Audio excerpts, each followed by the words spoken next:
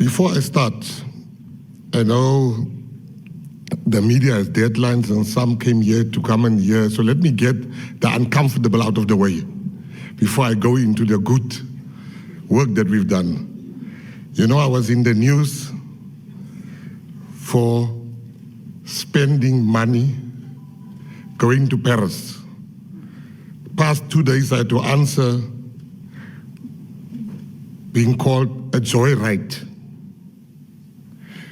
Now, I don't understand when there's a sporting event. I first got very angry because they were comparing me to, they said I removed Mama Joy and I replaced myself with her.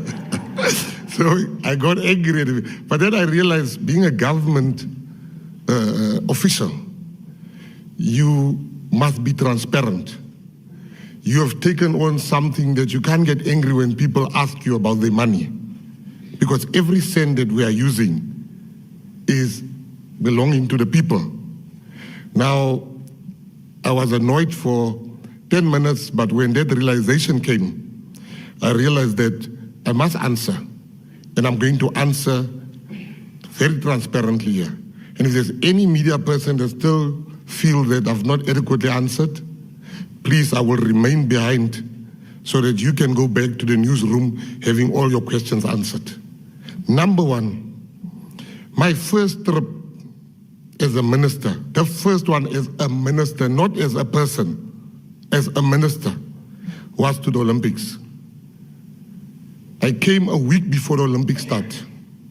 I attended 6 different meetings.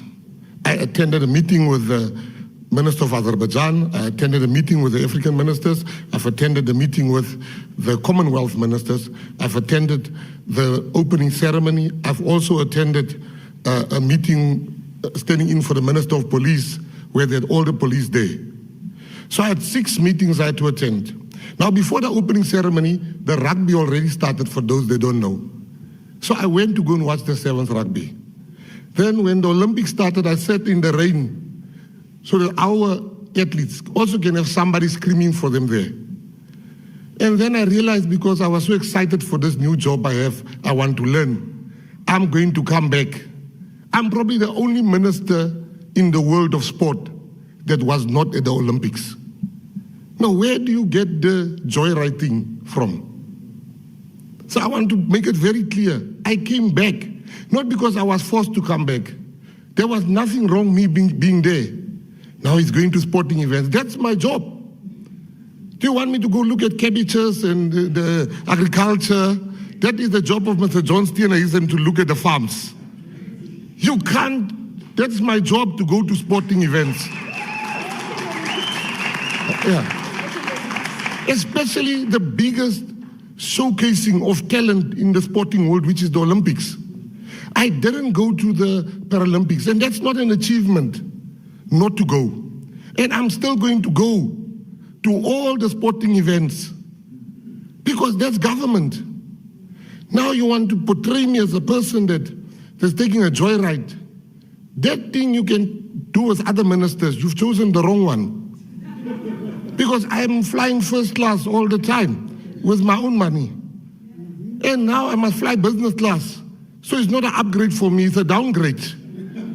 Locally, I fly like business class. But as a minister, you must fly economy class. The other day I was flying, was my partner. And she said, can't we book you? Because my knees are so long. Because I can't sit down and then I must stand up so that I can. But that's what the ministerial handbook demands of me. It demands of me to fly business class, to fly economy class locally. I fly twice a week and I fly economy class. Internationally, the ministerial handbook demands of me to fly business and not first class. I'm mentioning this so that people can know I've not done anything outside the ministerial handbook. I got there, I saw them saying, Mr. McKenzie, welcome, welcome, jump in the car. Now it's being acted like I'm sitting behind the computer and go to the different airlines, which things, there are people that are hired for those. Now, if you want to play politics, it's fine, but don't play politics only with me. If I have to account, which I'm doing, we expect every minister to also account because this is important to all of you.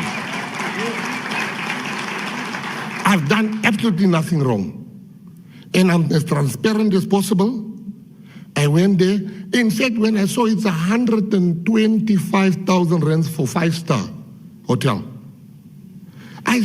myself and the acting DG, we both said we can't do this. Isn't there a cheap hotel? I stayed in a 4-star hotel, which was a bit cheaper because it was during the Olympics, all the prices were up. And you can't compare euros with rands. Our currency is not that strong. And now people want to act like, particularly in the DA, that it's my first time going overseas.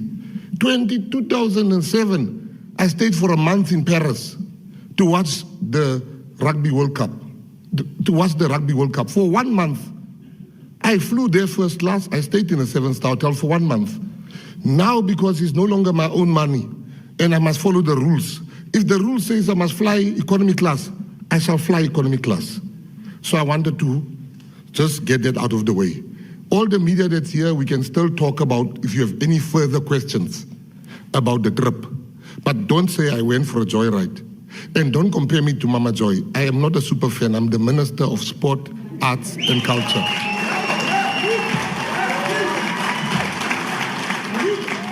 The second issue, which is also in the media at the moment, I just want to get those two out of the way, and then I come to the work I've done. The issue of the Springbok. They say the Springboks are being the Springboks are being sold, all those things. I think I just want to bring context because I saw other political parties say I didn't even know about it. I was sleeping on the job. You see, hey, Floyd must come back. What I want to say, 3 months ago, SARU met with me and they presented the deal to me to say, this is what we want to do. We need money. There's no money in SA Rugby. Most rugby unions around the world and federations are experiencing a cash crisis. When I looked at the deal, I said to them, we will meet in 1 week. They came in 1 week. I said to them, there's something I don't agree with on the deal. There's no South Africans in this deal. They said, thank you, Minister. We will come back to you. They then came back and they said, Minister, we have included South Africans now in the deal. The law of FIFA and the International Rugby Federations, you can't interfere in soccer and in rugby. You can do it on a certain level. So I can only urge, but I can't truly, fully instruct, because that might be deemed as interference, and then you get banned. So what they did, they came back, they said they've got South African partners now. I said, all right, if that's the case, it's good. Then we got complaints, my office got complaints from the rugby union presidents. So they were supposed to vote today. I then said, stop that meeting, let us meet again, so everybody can be happy with the deal.